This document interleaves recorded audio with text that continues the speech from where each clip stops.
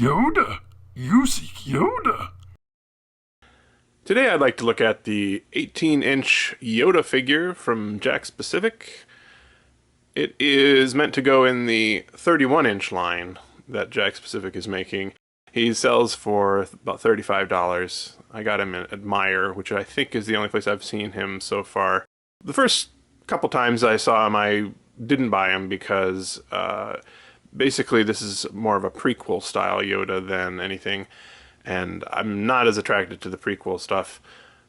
But I think he can actually sort of pass for an original trilogy Yoda, especially if you were to maybe dirty up his robe or, get a different robe and give him a cane. It's a shame they didn't give a cane with him. He only comes with a lightsaber.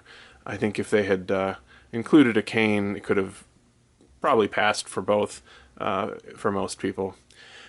In any case, just like with the R2-D2 figure, this is in sort of a tray as opposed to a full box, and it's got the Force Awakens artwork on it.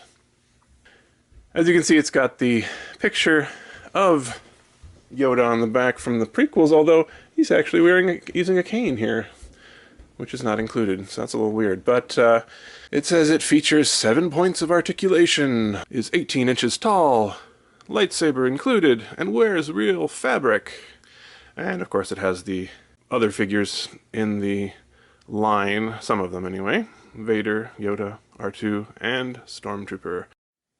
Here he is out of the box, and I'll have to say it's really quite an attractive figure. He is wearing this cloth robe, which is, it's a little on the flimsy side, but it's really not that bad. It's got some stitching here to help it keep its shape, and underneath it's all sculpted plastic robes. Pardon me, Yoda. There we are.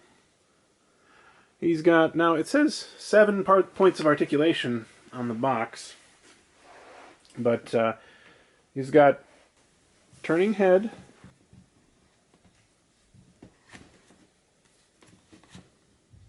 goes up and down both arms, these wrists turn, legs go this way, and also his legs can go turn at the hip, although they don't go all the way, so he can't really get to a full sitting position. This is probably most useful just to sort of help you adjust his standing position slightly. You can have him looking up a little bit or looking down. And also the same thing with these legs. Having them turn this way helps you stabilize him. I think the most important piece of articulation aside from the head is probably the wrists, though, because this allows you to do things like take the included lightsaber and put it in various poses. Now, thankfully the lightsaber is removable, as you can see, and you can hold it pretty well. These are rubberized plastic, so they have some give to them. This is also removable here, so if you just want him to have the unignited saber, you can do that.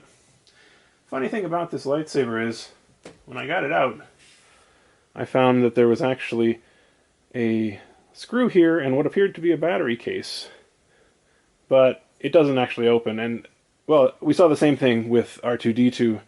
The Jakks Pacific R2-D2 figure that I reviewed earlier has a battery door, but no electronics. And so, like with that, I assume they are planning, or did plan, to have a deluxe version of this with lights and sounds, but this one has none. I think this head sculpt here is really quite well done, especially compared to some other toys that I've seen, even just recently, like the Spin Master Yoda, which is the one that, moves all around and is supposed to teach you how to use the Force and all this kind of stuff. It costs, I think, something like $180. Really does not look very good compared to this. And I realize that one sort of has a latex skin and, maybe has expressions or something, but for my money, I would go with this one. This is, of course, the R2-D2 figure I was talking about earlier. They are both marketed as 18 inches tall, and you can see they're basically the same height. I would think in reality Yoda should be shorter than R2-D2 from what we can see in the films, but it's not that far off, certainly. It's not bad at all. I kind of think that they could have gone bigger with this, made him about 2.5 feet tall or something, and marketed him as a life-size Yoda. And it wouldn't have even had to be as expensive as the 48-inch ones, probably. I mean, you could maybe go for like $60-some and have a life-size Yoda. I would totally have bought that, I think. But even at this size, it's not bad at all. It feels closer to life-size than to a toy. It's got a certain presence to it. But yeah, I can certainly recommend this one, I think.